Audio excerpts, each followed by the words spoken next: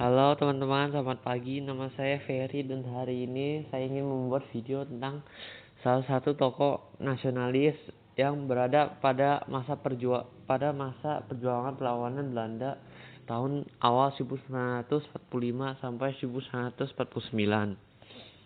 Untuk pembuatan video ini saya ingin menggunakan screen recorder untuk mempermudahkan saya menjelaskannya terlebih dahulu. Nah, tokoh yang saya ingin ceritakan atau tokoh yang saya ingin membuat videonya adalah bernama Muhammad Ibnu Sayuti atau yang lebih kenal sebagai Sayuti Melik. Nah, ini gambar tokoh-tokohnya nih dari dulu masa perjuangan.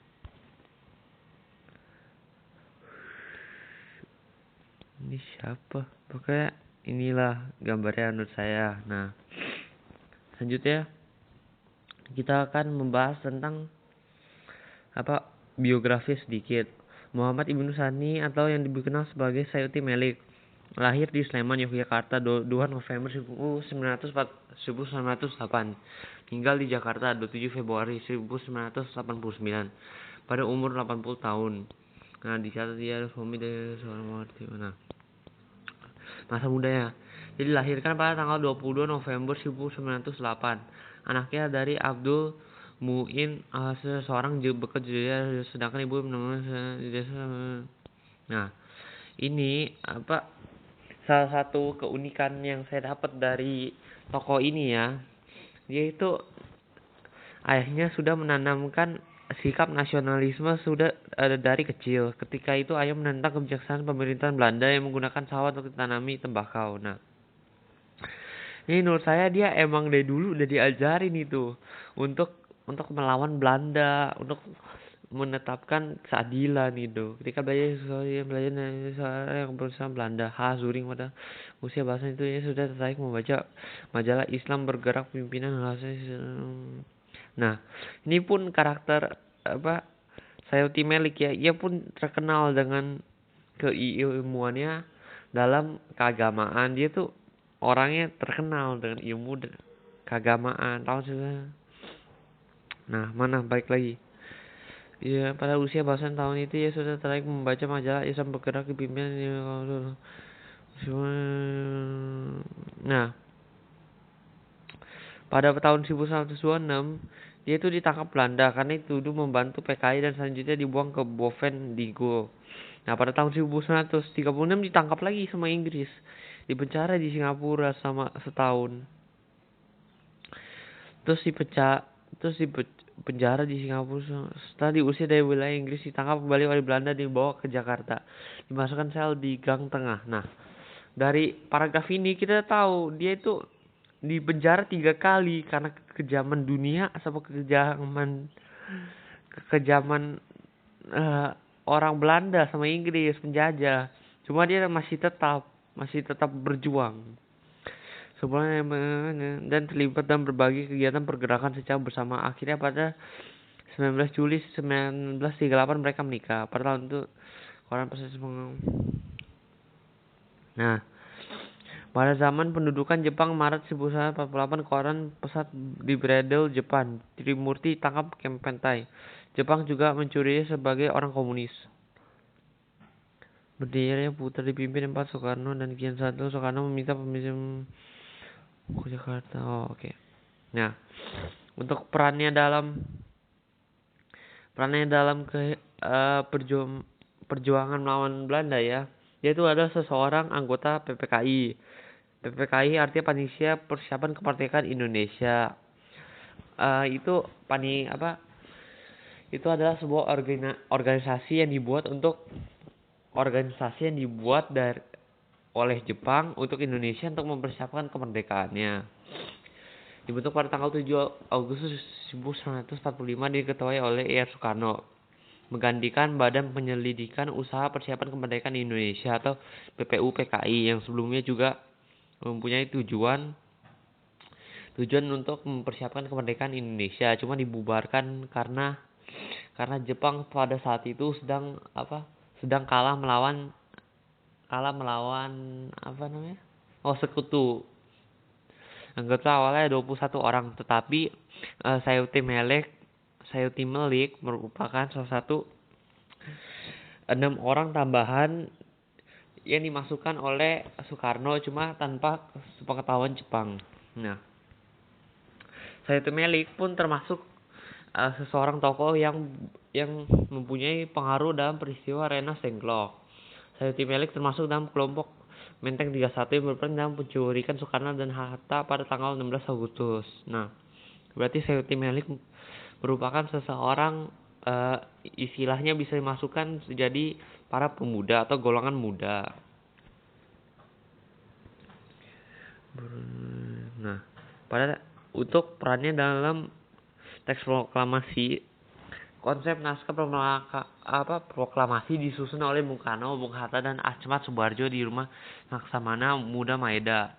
Laksamana Muda Maeda adalah seseorang itu gubernur atau jenderal Jepang yang ingin membantu Indonesia dalam mengambil proklamasi.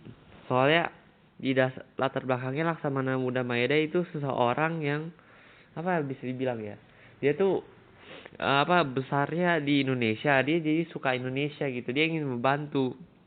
Maka para pemuda Sukarni dan Sayuti Melik masing-masing sebagai pembantu Bung Hatta dan Bung Karno ikut menyaksikan peristiwa tersebut. Setelah selesai di ini hari 17 Agustus 1945, konsep naskah tentang para pemuda penolak naskah Jepang, naskah proklamasi itu dibacakan di hadapan para hadirin. Namun para pemuda menolaknya. Dalam suasana tegang itu, Sayuti memberi gagasan yakni agar teks proklamasi ditandatangani Bung Karno dan Bung Hatta saja atas nama bangsa Indonesia. Nah, dalam paragraf ini dapat disimpulkan ya bahwa Sayuti itu bisa Sayuti mempunyai sifat atau mempunyai karakter yang unik, yaitu sebagai negosiator atau mediator. Dalam suasana tegang, maksudnya ada konflik antara dua pihak. Nah, dia itu orangnya bisa menaruh kepentingan nasional daripada kepentingan egoismenya dia. Dia lebih melihat masa depan negara ya daripada masa depan diri ya sih menurut saya. Era setelah kemerdekaan. Nah, setelah Indonesia merdeka, yang menjadi anggota Komite Nasional Indonesia Pusat. Nah, Komite Nasional Indonesia Pusat ini setahu saya ya merupakan hasil sidang PPKI kedua atau ketiga, saya lupa. Cuma Komite Nasional Indonesia Pusat ini nanti dibagi jadi lagi Komite Nasional Indonesia Pusat Daerah sama Komite Nasional Indonesia. Oh ya, ini bagi jadi dua, Komite Nasional Indonesia Pusat sama Komite Nasional Indonesia Daerah. Pada tahun 1904 atas perintah MR Amisi, dia ditangkap oleh pemerintah karena dianggap sebagai orang dekat Persatuan Perjuangan serta dianggap bersengkol dan berturut terlibat dalam peristiwa 3 Juli. Setelah diperiksa oleh Mahkamah Tentara, ia dinyatakan tidak bersalah. Nah, gini nih. Ia sudah kena tuduh, sudah kena penjara berapa kali.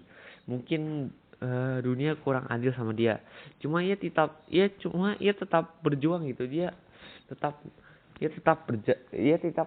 menjalankan hidupnya tanpa ada apa gitu. Ya kalau misalnya disalahin, dipenjara. Cuma ia tidak bersalah. Dia orangnya tuh pengampun. Dia orangnya ya sudahlah. Kita tak usah panjang ini lagi, nggak usah bawa-bawa masalah. Ketika terjadi agresi militer, dia ditangkap Belanda, di penjara. Di penjara lagi di Ambarawa. Dibebas ini yang menjadi anggota. Nah, ingin saya mengambilkan suatu keunikannya atau sikap yang mungkin dapat disamakan ya sama teman saya. Saya tak usah sebut namanya lah, cuma ini sudah menunjuk banget menurut saya.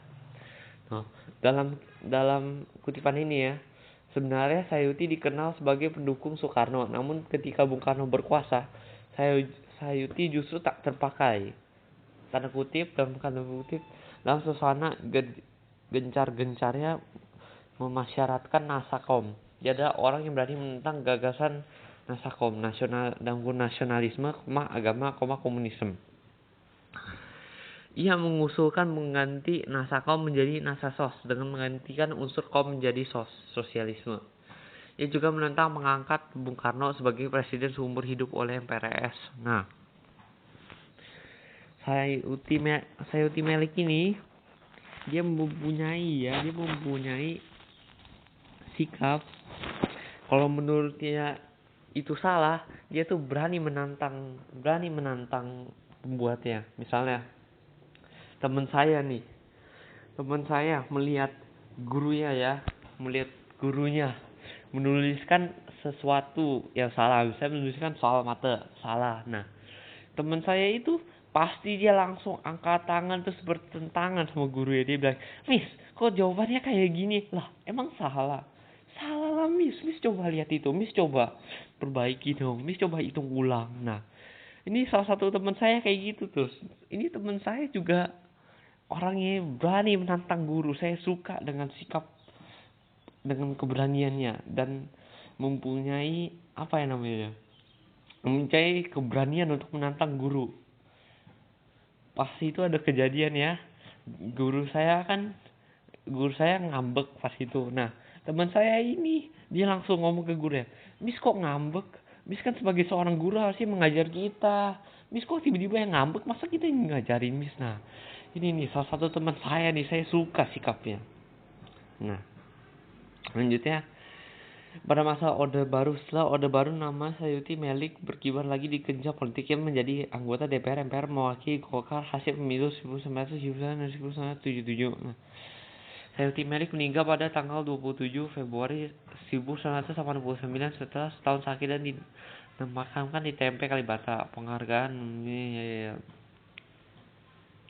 Nah, sekilas itu saja. Terima kasih teman-teman telah mendengarkan video saya rekam suara untuk tugas kali ini. Terima kasih dan sampai jumpa.